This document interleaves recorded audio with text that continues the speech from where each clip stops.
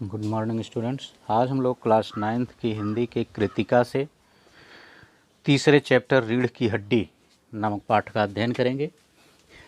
इसके लेखक हैं जगदीश चंद्र माथुर जी। तो आइए हम सबसे पहले जगदीश चंद्र माथुर के जीवन परिचय के बारे में थोड़ी सी जानकारी प्राप्त कर लेते हैं। एक संक्षिप्त जीवन परिचय। देखिए, जगदीश चंद्र माथुर का जन्म 16 जुलाई 1917 ईस्वी को हुआ था। ये हिंदी के लेखक व नाटककार दोनों रूपों में प्रसिद्ध हैं। माथुर जी ने आकाशवाणी में काम करते हुए भी हिंदी के विकास में अपना महत्वपूर्ण योगदान दिया था। इन्होंने इंग्लिश से एमए किया था। ये हिंदी और इंग्लिश दोनों भाषाओं के ज्ञाता थे। 14 मई सन 1978 ईस्वी में इनकी मृत्यु हो गई थी। ये एक नाटककार और लेखक दोनों रूपों में प्रसिद्ध थे। ये था माथुर जी का संक्षिप्त जीवन परिचय। आइए अब हम देखते हैं उनके द्वारा लिखित या शीर्षक रीढ़ की हड्डी इस पाठ को। देखिए, रीढ़ की हड्डी ये नामक जो पाठ है, यह समाज की कुछ बुराइयों की तरफ इशारा करता है। कुछ शिक्षा के विरोधी होते हैं जो शिक्षा का विरोध करते हैं, लेकिन अपने बच्चों को अधिक पढ़ाते हैं। एक किरदार इसमें है, आप देखेंगे कि जो अपने बच्चे को तो उच्च शिक्षा दिलाना चाहते हैं, लेकिन उसके लिए जो बहू चाहते हैं वो अधिक पढ़ी लिखी नहीं चाहते हैं, जिसका एकमात्र उद्देश्य है कि जिससे वो आसानी से आए और घर का काम नौकरों चाकरों की तरह करती रहे। ठीक है ना। वो अपने बेटे के चरित्र की तरफ नहीं देखते हैं, लेकिन उसके लिए जो बहू चाहते हैं उसे चरित्रवान होना चाहिए, ये इच्छा करते हैं। तो एक अच्छी कहानी आपको इसमें पढ़ने को मिलेगी रीढ़ की हड्डी में। आइए अब हम देखते हैं। मामूली तरह से सजा हुआ एक कमरा, अंदर के दरवाजे से आते हुए जिन महाशय की पीठ नजर आ रही है वे अधेड़ उम्र के मालूम होते हैं। एक तख्त को पकड़े हुए पीछे की ओर चलते चलते कमरे में आते हैं। तख्त का दूसरा सिरा उनके नौकर ने पकड़ रखा है।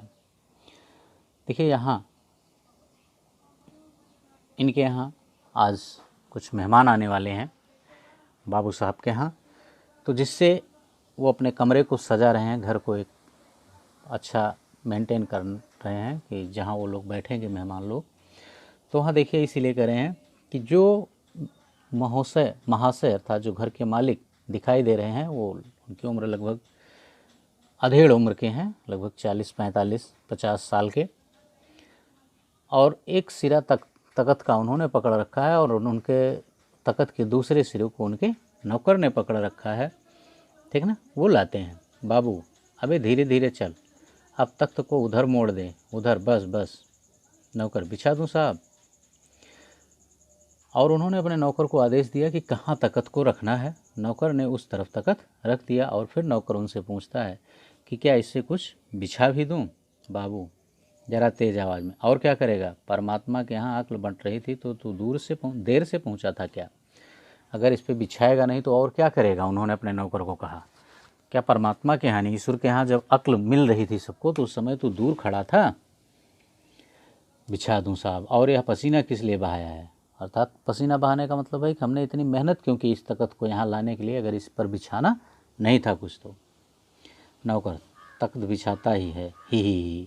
और वह तख्त को ही हंसते हुए, ही मतलब हंसते हुए, उनकी बातों को सुनकर वो नौकर हंसता है और तख्त को बिछा देता है। फिर वो पूछते हैं अपने नौकर से, हंसता क्यों है, अबे हमने भी जवानी में कसरतें की हैं, कलशों से नहाता था लोटों की तरह। तो उन्होंने कहा था, कबे हंस क्यों रहा है, मैंने भी अपनी युवा अवस्था में काफ़ी मेहनत की है। जिस तरह आज लोग लोटे से नहाते हैं, उसी तरह से जब हम जवान थे तो हम कलश को लोटे की तरह इस्तेमाल करके उससे स्नान करते थे। और सुन, बहू जी से दरी मांग ला इसके ऊपर बिछाने के लिए, और जाओ बहू से दरी मांग के ले आओ और इस तख्त पर बिछा दो। चद्दर भी कल जो धोबी के यहाँ आई है वही, और जो कल धोबी के यहाँ से धुल के चद्दर आई है उसी चद्दर को मांग कर ला कर इस पर बिछा। नौकर जाता है, बाबू साहब इस बीच में मेज पोस्ट ठीक करते हैं, एक झाड़न से गुलदस्ते को साफ करते हैं। नौकर दरी और चद्दर लेने के लिए चला जाता है। इतने में रामस्वरूप, बाबूजी का नाम जो है वो रामस्वरूप है, वो मेज पोस्ट ठीक करते हैं और एक झाड़न से, झाड़न मतलब झाड़ू, एक झाड़ू से गुलदस्ते आदि को साफ करते हैं। कुर्सियों पर भी 2-4 हाथ लगाते हैं, यानी कुर्सी 2-4 हाथ लगाने का मतलब कुर्सी को भी साफ कर देते हैं। सहसा घर की मालकिन प्रेमा, ये उनकी पत्नी है रामस्वरूप की, अचानक प्रेमा आती है। गंदुमी रंग, छोटा कद, चेहरे और आवाज़ से जाहिर होता है किसी काम में बहुत व्यस्त है। छोटे कद की महिला है और मध्यम रंग की है। उसकी आवाज़ से ऐसा व्यक्त हो रहा है कि वो किसी काम में व्यस्त थी। उनके पीछे पीछे भीगी बिल्ली की तरह नौकर आ रहा है, खाली हाथ। और नौकर जो है भीगी बिल्ली की तरह, अर्थात बिल्कुल दबी हुई आवाज़ और चाल से नौकर उनके पीछे पीछे खाली हाथ आ रहा है, जबकि वो चद्दर और दरी लेने गया था, लेकिन वो मिला नहीं। बाबू रामस्वरूप दोनों तरफ देखने लगते हैं। अब रामस्वरूप दोनों की तरफ देखने लगते हैं। प्रेमा, मैं कहती हूँ तुम्हें इस वक्त धोती की क्या ज़रूरत पड़ गई, एक तो वैसे ही जल्दी जल्दी में।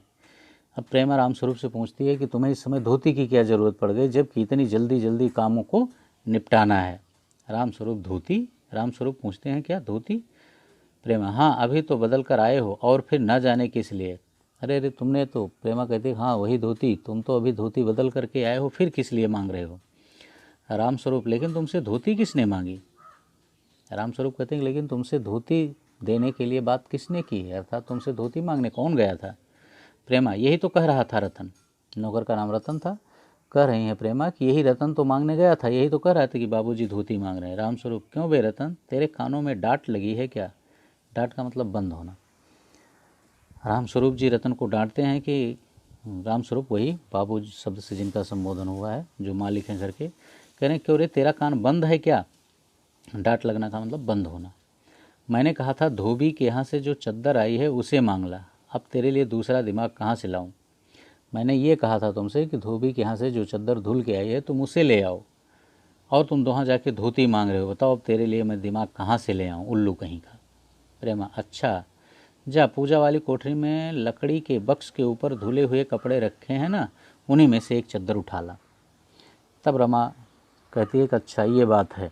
तो फिर रतन यानी नौकर को इशारा करती है कि जाओ, वहाँ लकड़ी के बक्स के ऊपर कुछ धुले हुए कपड़े रखे हुए हैं जो धोबी के हाथ से आए थे, उन्हीं में से एक चद्दर उठाकर ले आओ। रतन, और दरी। रतन कहता है कि और दरी भी।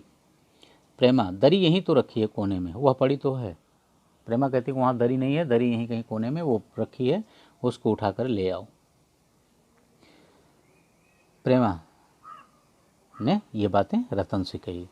रामस्वरूप दरी उठाते हुए, और बीबी जी के कमरे में से हारमोनियम उठाला और सितार भी।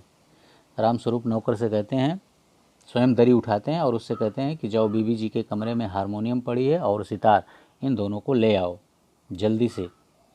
रतन जाता है, पति पत्नी तख्त पर दरी बिछाते हैं, यानी रामस्वरूप और उनकी पत्नी प्रेमा ये दोनों उस तख्त के ऊपर दरी बिछाते हैं। नौकर जो है वो हारमोनियम और सितार लाने के लिए चला जाता है। प्रेमा, लेकिन वह तुम्हारी लाडली बेटी तो मुँह फुलाए पड़ी है। प्रेमा कहती है लेकिन तुम्हारी तो जो ये लाडली प्रिय बेटी है वह मुँह फुलाए हुए बैठी हुई है। रामस्वरूप, मुँह फुलाए और तुम उसकी माँ किस मर्ज की दवा हो। रामस्वरूप कहते हैं वह मुँह फुलाए बैठी है तो तुम उसकी माँ हो किस मर्ज की दवा हो। जैसे तैसे करके तो वे लोग पकड़ में आए हैं, यानी बड़ी मेहनत करने के बाद वे लोग आ रहे हैं उसको देखने के लिए, तो अब तुम्हारी बेवकूफ़ी से सारी मेहनत बेकार न होने पाए। अगर ऐसा कुछ होता है तो इसमें मेरा दोष मत देना। प्रेमा, तो मैं ही क्या करूं, सारे जतन करके तो हार गई। तुम्ही ने उसे पढ़ा लिखा कर इतना सिर चढ़ा रखा है, मेरी समझ में तो ये पढ़ाई लिखाई के जंजाल आते ही नहीं। प्रेमा ने कहा कि तो इसमें मैं क्या करूं, तुम्ही ने तो उसे इतना पढ़ा लिखा दिया और इसीलिए वो सिर पर चढ़ी हुई है। मेरे बारे में तो पढ़ाई लिखाई का जंजाल समझ में ही नहीं आता है। अपना ज़माना अच्छा था, आ ई पढ़ ली, गिनती सीख ली और बहुत हुआ तो स्त्री सुबोधनी पढ़ ली। स्त्री सुबोधनी एक पत्रिका आती है, तो ये करें कि मेरे ज़माने में अच्छा था कि हम लोग थोड़ा पढ़ना लिखना सीख लेते थे, आ ई पढ़ लेते थे, गिनती थोड़ी सीख लेते थे, और थोड़ा और अधिक पढ़ने की इच्छा हुई तो सुबोधनी आदि पत्रिका पढ़ने लायक हो जाते थे बस। सच पूछो तो स्त्री सुबोधनी में ऐसी ऐसी बातें लिखी हैं, ऐसी बातें कि क्या तुम्हारी BA MA की पढ़ाई होगी। और उन्होंने कहा प्रेमा ने रामस्वरूप जी से कि सही, अगर सही मामले में देखा जाए तो स्त्री सुबोधिनी नामक पत्रिका में ऐसी ऐसी बातें लिखी होती हैं कि जो आपकी BA MA की पढ़ाई भी बेकार होगी। और आजकल के तो लक्षण ही अनोखे होते हैं, यानी आजकल के लड़के और लड़कियों के जो लक्षण होते हैं, गुण होते हैं, वो बड़े ही विचित्र होते हैं। रामस्वरूप, ग्रामोफोन बाजा होता है ना, तो अब वो चुप नहीं हो रही थी प्रेमा, तो उसी तरफ इशारा करते हुए कहते हैं कि ग्रामोफोन एक बाजा होता है ना प्रेमा, क्यों? 2 तरह का होता है, एक तो आदमी का बनाया हुआ, उसे एक बार चलाकर जब चाहे तब रोक लो। प्रेमा कहती है क्यों, ग्रामोफोन का यहाँ क्या काम है? तो रामस्वरूप कहते हैं कि ये 2 तरह का होता है, एक आदमी का बनाया हुआ, उसे जब हम चाहते हैं तब बजा देते हैं और जब चाहते हैं तो बंद कर लेते हैं, और दूसरा परमात्मा का बनाया हुआ, रिकॉर्ड एक बार चढ़ा तो रुकने का नाम नहीं लेता। और दूसरा ग्रामोफोन जो परमात्मा ईश्वर बनाता है, वो ऐसा होता है कि अगर वो एक बार बजने लगा तो रुकने का नाम ही नहीं लेगा। प्रेमा, हटो भी, तुम्हें ठिठोली ही सूझती रहती है, यह तो होता नहीं कि उस अपनी उमा को राह पर लाते, अब देर ही कितनी रही उन लोगों के आने में। तो प्रेमा समझ गई कि आप हमारी तरफ इशारा कर रहे हैं, तो उन्होंने कहा कि चलो, तुम्हें हंसी मजाक ही सूझता रहता है, ये तो होता नहीं कि अपनी बेटी उमा को समझाओ, अब उन लोगों के आने में भी समय ज़्यादा नहीं रह गया। रामस्वरूप, तो क्या हुआ? प्रेमा, तुम्ही ने तो कहा था कि ज़रा ठीक ठाक करके नीचे लाना, आजकल तो लड़की कितनी भी सुंदर हो, बिना टीम टाम के भला कौन पूछता है। प्रेमा कहती है तुम्हें ने कहा था कि उसे सजा ठीक ठाक मतलब सजा करके संवार करके ले आना, आजकल लड़की कितनी भी अच्छी क्यों ना हो, लेकिन उसे कोई पूछता नहीं है, इसीलिए मैंने उसके पास पाउडर वगैरह रख दिए थे, पर उसे तो इन चीज़ों से ना जाने किस जन्म से नफ़रत है, लेकिन वो तो पाउडर आदि से पता नहीं कब से नफ़रत कर रही है। मेरा कहना था कि आंचल में मुंह लपेट कर लेट गई, भाई मैं बाज आई तुम्हारी इस लड़की से। और उन्होंने कहा कि मैंने कहा था कि पाउडर वगैरह लगा के तैयार हो जाओ, लेकिन वह आंचल में मुंह लपेट कर लेट गई है, उसे इन बातों से चिढ़ है पाउडर आदि से, मैं तुम्हारी इस लड़की से तंग आ गई, बाज आई का मतलब तंग हो गई हूँ। रामस्वरूप, ना जाने कैसा इसका दिमाग है, वरना आज की लड़कियों के सहारे तो पाउडर का कारोबार चलता है। रामस्वरूप ने कहा कि पता नहीं इसका दिमाग कैसा है, अन्यथा आजकल लड़कियों के द्वारा ही तो पाउडर आदि का कारोबार चल रहा है, सर पाउडर आदि की खरीद बिक्री जो हो रही है वो लड़कियों के ही कारण हो रही है। ओके बच्चों, बस इस पार्ट में इतना ही। इसके नेक्स्ट पार्ट में हम इसके अगले भाग को लेकर पुनः आपके समक्ष उपस्थित होंगे।